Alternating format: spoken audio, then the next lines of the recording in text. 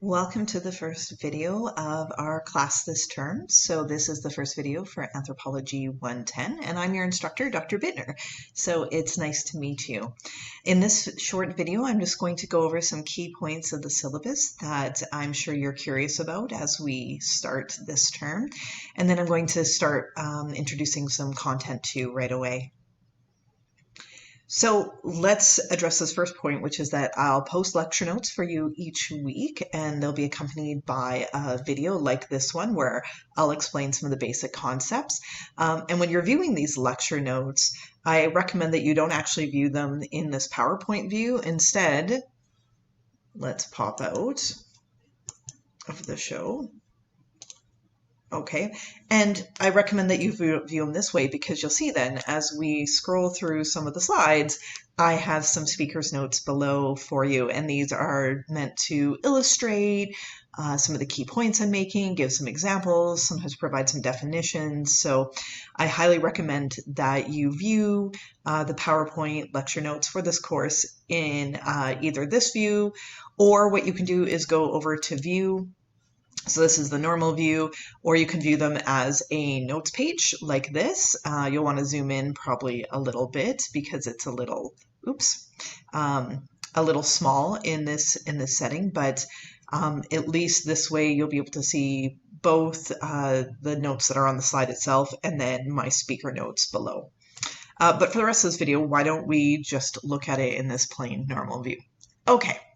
So now that you have a brief orientation to this, now I can give you some orientation to the syllabus. And I'll mention that just popping back a slide here that, as I mentioned, I'm not going to review only the syllabus in this, but I'm also going to introduce anthropology itself and introduce you to the anthropological perspective, which is going to be our major framing piece or concept for this course and for this term. We're going to be constantly going back to the anthropological perspective. So while I'm going to go through it rather quickly, don't be too stressed out. We'll have a chance to revisit and collaborate, and it'll come up repeatedly throughout the term. So I'm assuming because this is winter term that this isn't your first go at a university course, but if it is, welcome. Of course, we're operating under slightly different circumstances than normal because of COVID, but just note that syllabus is the most important document you have in a course, right? Everything you need to know about your instructor's expectations in terms of how you'll be evaluated, in terms of what you need to do every week is contained within the syllabus. So that needs to be your first point of reference. And to really drive home this point, I've actually given you a syllabus quiz. It's only worth 2%, but the point of it is just to ensure that you're walking away with some of the key ideas that are outlined in it. And I do treat it as a contract between myself and you. So again, if you ask me a question or if you are wondering what your options are, I'm always going to refer back to what the syllabus has to say in terms of the policies that are stated in there, some of which are university, some of which are departmental, and some of which are mine. And so one of my jobs as your instructor is to try to make clear to you which of these policies I can't do anything about, and then which of them, or nor should I do anything about, but which of them I actually have a lot of agency and control over.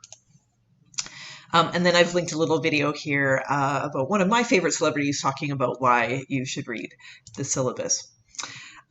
So again, I'm going to go over this a little bit quickly as well because, again, I'm operating under the assumption that with it being winter term that many of you have taken a university course before.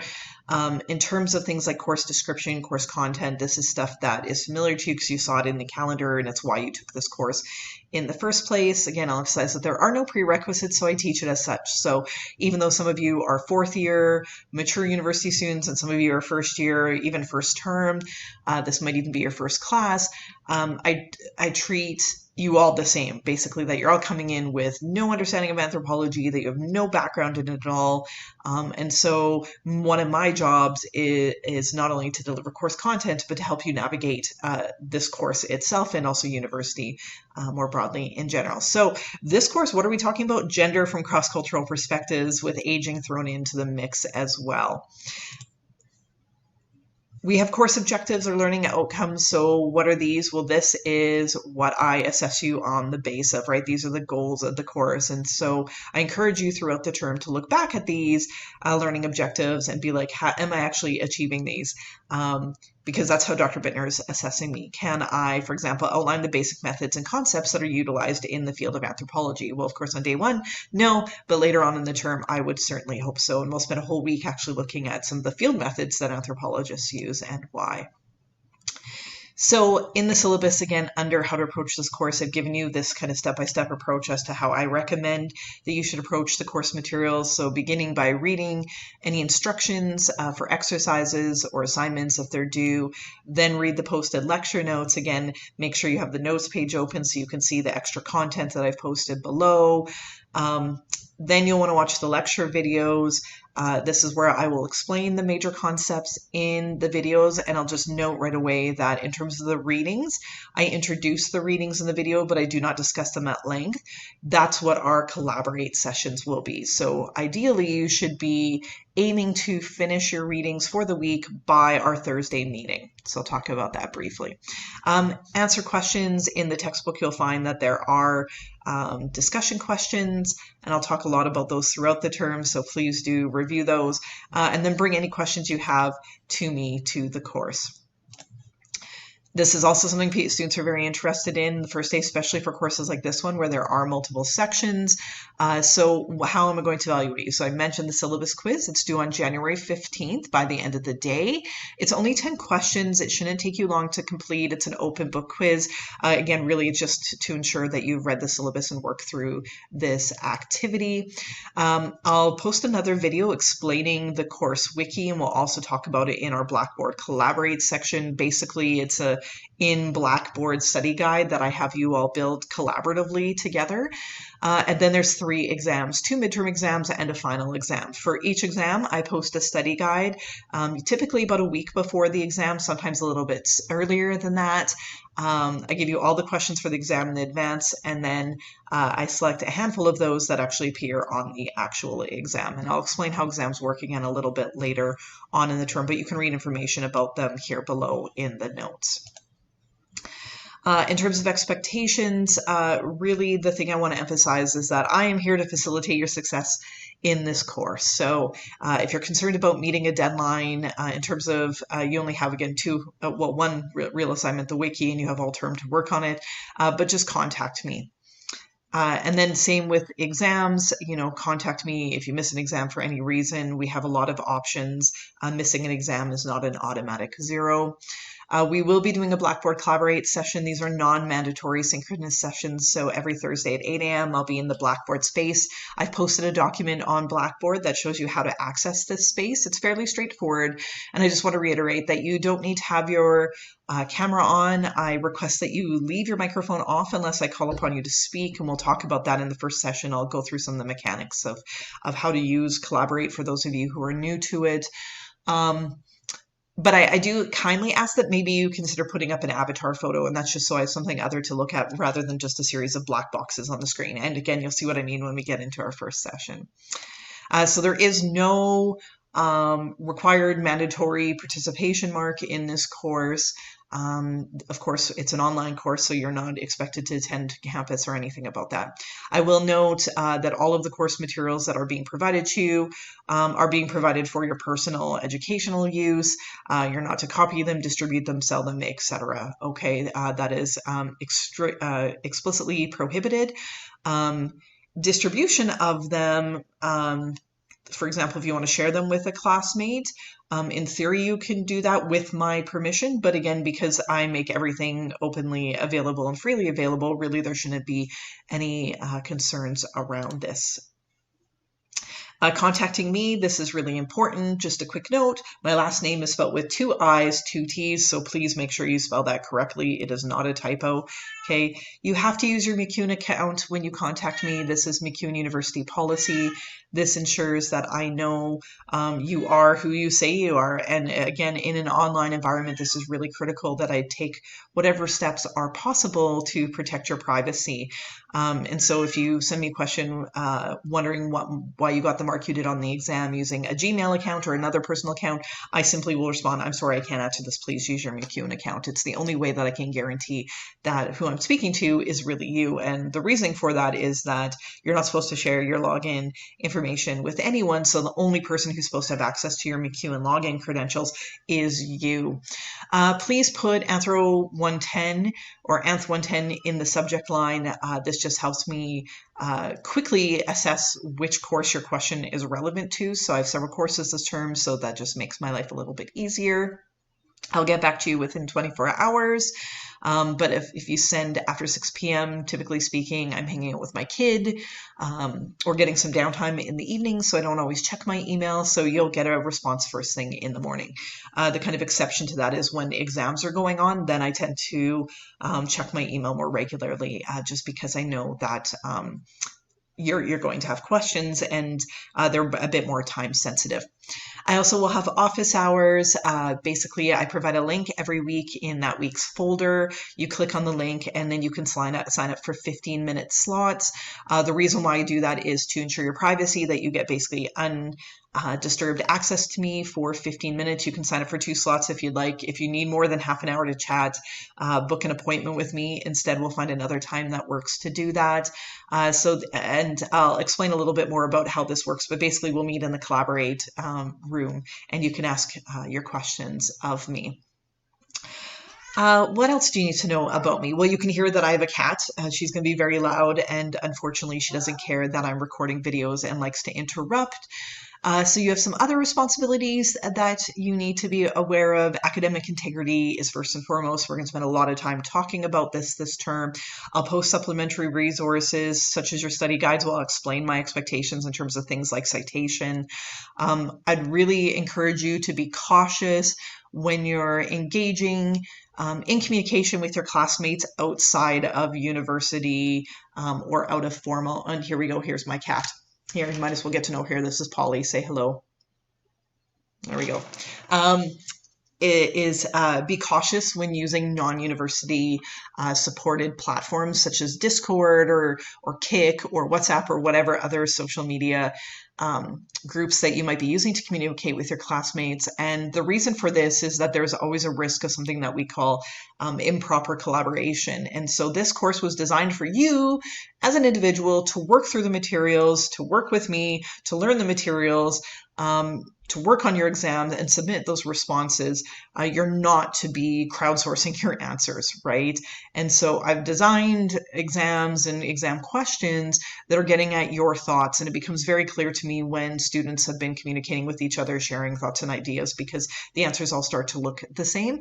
And that does, there is a risk of improper academic collaboration that's occurring there, which then is subject to student code of conduct and academic integrity violation hearings and all this kind of process. So just again, a note of caution that you need to be aware of these different issues around academic integrity. You need to know what your responsibilities are. And this is really critical because when we talk about academic integrity at McEwen, that's how we focus on it, is looking at it through the perspective of responsibilities, rights, and resources. So as an instructor, I'm responsible for aligning my expectations for you. You as students are responsible for keeping up with deadlines, for asking questions, for being sure that the instructions are clear. We both have rights in terms of what happens if you're not happy with your grades, for example. And of course, resources is really central to this, is that we want to give you as much information as possible to ensure that you can be successful in this course and avoid academic integrity violations and proceed as an ethical, responsible student. I have a bunch of other course policies, and again, we'll talk about this in the first Collaborate session as well. And so I kind of call these ground rules for discussion, but keep in mind these are fluid, open documents that are constantly changing and updating.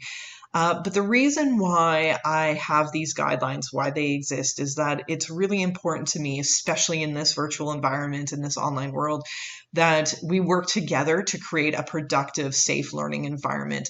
And because we're dealing with stuff like gender, which can be very controversial, can be triggering in some cases, because I know at some point or another in this term, I will say something that will challenge your worldview. You're going to do readings that are going to challenge your understandings of what is okay, what is not okay, behaviors, identities, etc.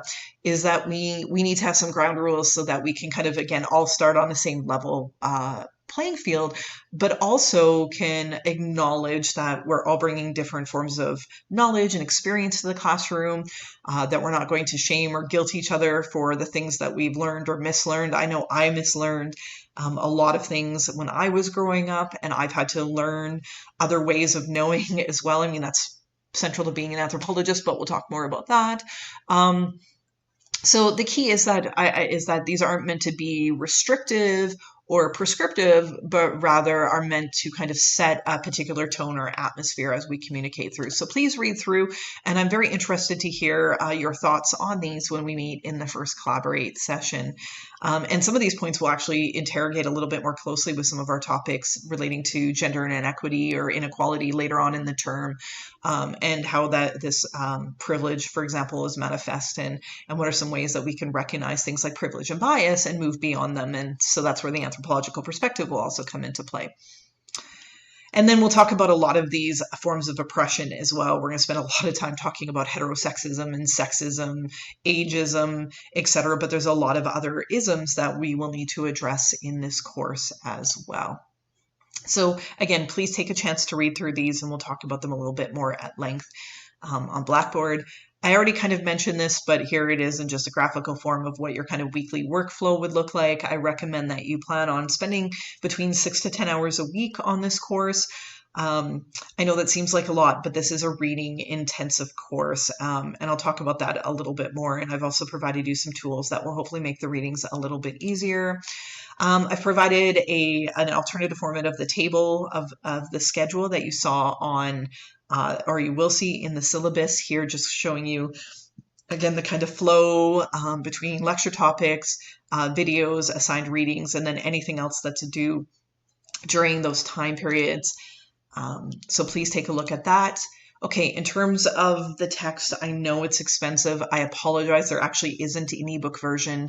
I was in communication with the publisher over the holidays, hoping that they could provide some answers as to why an ebook doesn't exist, or if there is an ebook, what platforms it existed on. But basically it said, no, there isn't one there. We have no plans on doing one. So I apologize for that. But we have been using this textbook for a few years now. There should be used copies available.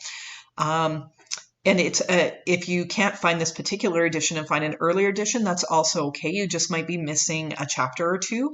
So if you notice that your book doesn't have the chapters, let me know, and we can find a way that I can make some of those chapters available to you that still are appropriate for me to do so within copyright law. So please do take a look at that. Again, I've assigned a lot of readings. I could assign a lot more. This book is so fantastic. Some of the readings are really simple and straightforward, very accessible. Others are very complex and nuanced, and the language that's used is very academic.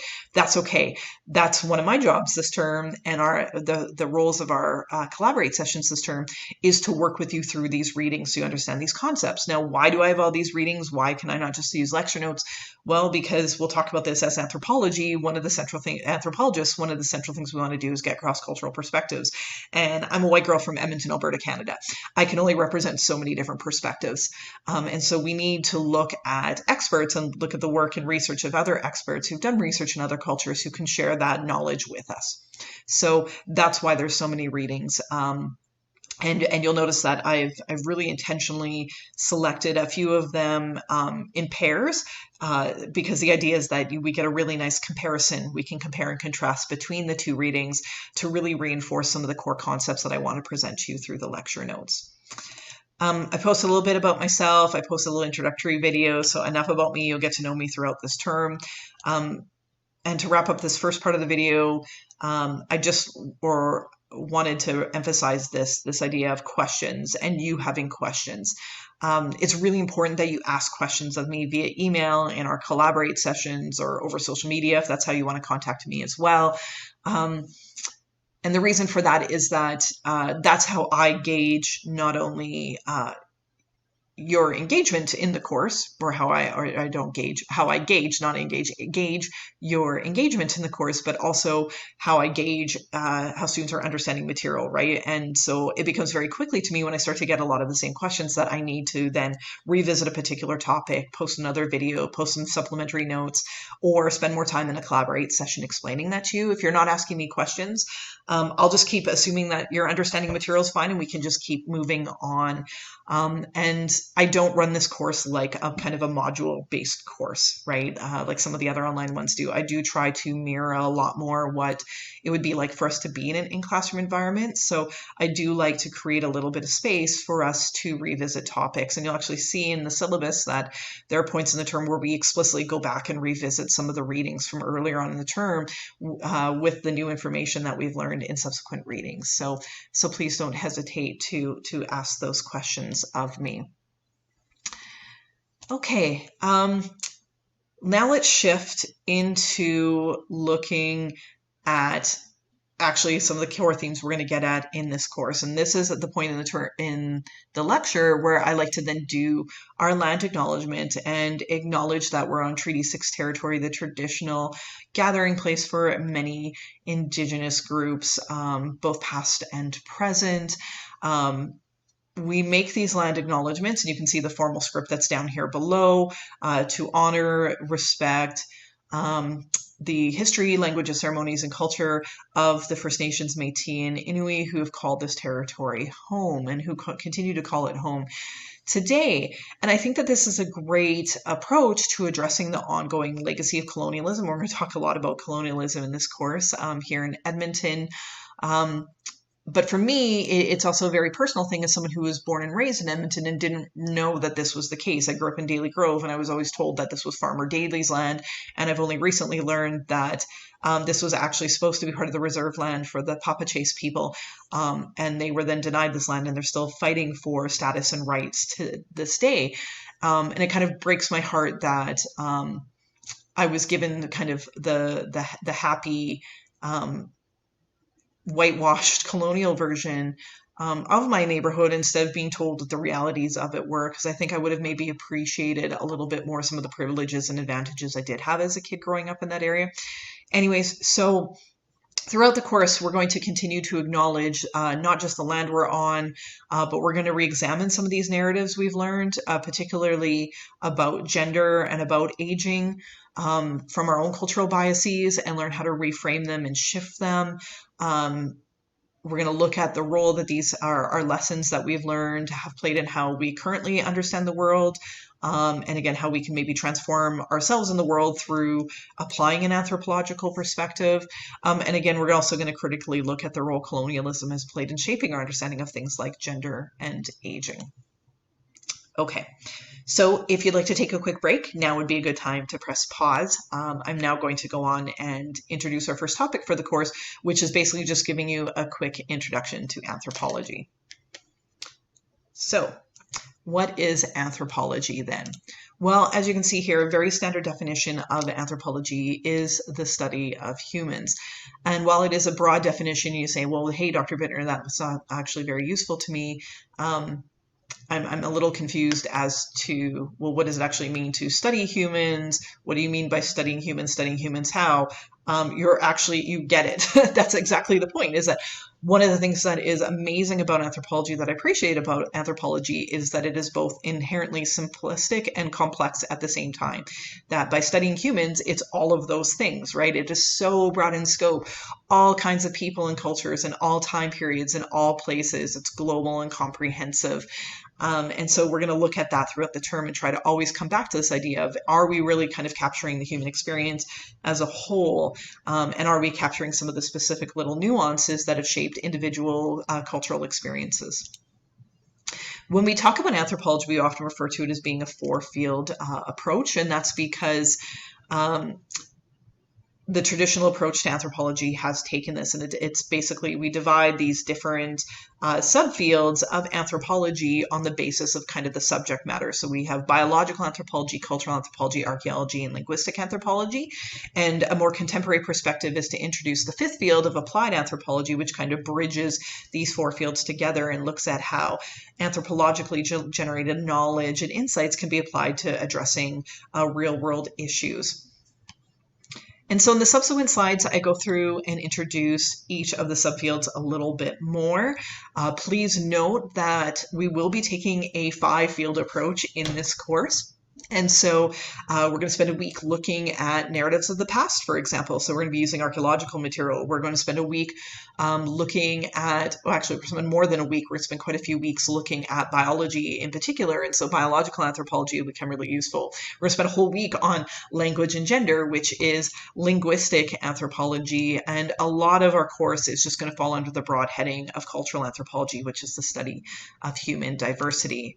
And then in terms of applied anthropology, some of the issues we look at, such as genital modification, otherwise known as circumcision, is we're going to be looking at that as an issue, and we'll be looking at how kind of applied anthropology comes into this. Also, child marriage as well is another issue we'll be looking at from an applied perspective. Okay.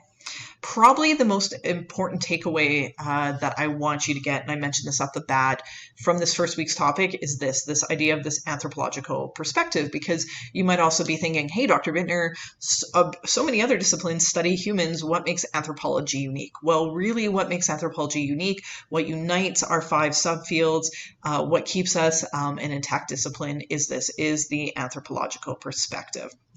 And the anthropological perspective is traditionally defined as being composed of these 4 different components: cultural relativism, participant observation, holism, and cross-cultural comparison, or ethnology. So I'm going to go through each of these briefly in turn. And again, remember, we're going to have lots of chance to talk about this. Cultural relativism, for example, is going to pop up all the time. We're going to be talking about it all the time. So what is cultural relativism? Well, for this, I like to go back to this classical definition from Greenwood, and Steiny, which is that cultural relativism is an attempt to understand another culture, but not just understand another culture in its own terms, right? So attempt to understand how another culture understands itself.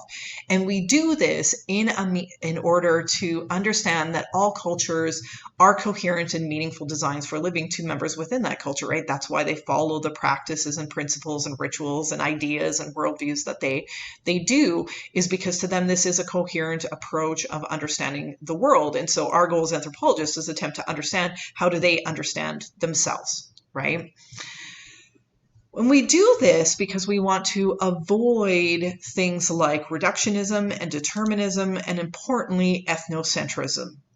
And so ethnocentrism is when we judge another group's customs and ideas in the context of our own culture's beliefs, right? And so I don't want to, as an anthropologist, view another culture from the lens of my own culture in a way that is negative. So just because I don't eat guinea pig, because to me guinea pigs are pets, doesn't mean that I should then judge that culture and be like, oh, that culture is awful because they eat guinea pigs. Why would they eat guinea pigs? No, that's the question. Why would they eat guinea pigs? Why does my culture see guinea pigs as pets while another culture sees guinea pigs as food? So see, the shift is that it's about attempting to understand and understand within that own society, that own group, that own culture's context, why that particular, again, belief or behavior or practice is followed, right, is part of their cultural practices.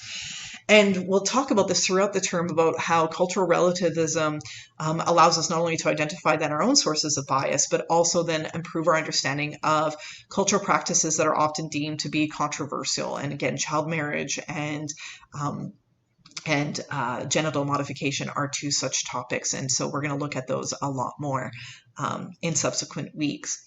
Week 4 is all about participant observation, but essentially participant observation is the idea that as anthropologists, if we want to understand what's going on in another culture, is that we need to participate in that culture. So if I want to understand, as the MIT video shows, cheese making, artisanal cheese making, I need to go make cheese with artisanal cheese makers, right? That's the best way to understand, is to participate with informants in those activities and observe those activities, all the while acknowledging that I am an outsider, right? I'm an anthropologist, I'm a researcher, I'm often a member of another group who's attempting to understand.